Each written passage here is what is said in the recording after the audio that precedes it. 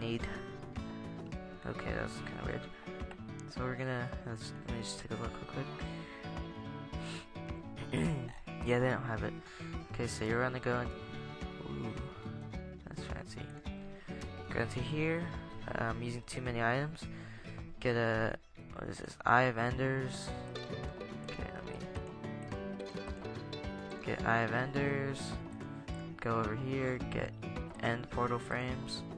Yeah, that works. So, first what you want to do is dig a 3x, a 3x3 hole, and then get your portal frames. Put 3 up top. Skip the corner piece. Yeah, I'm just gonna, just for the hell of it, I am going to take those out. Place 3 there. Place 3 there. And there. So what you're gonna do is take the Eye of Enders, put them in there, just right click it, and it should work. Sometimes it doesn't, and I think you just have to replace it. I am not sure, but sometimes it, or maybe you have to be on survival. But yeah, that's pretty much, oh there you go. Just a little glitch every now and then. And that's pretty much it. And now we are entering the end. So,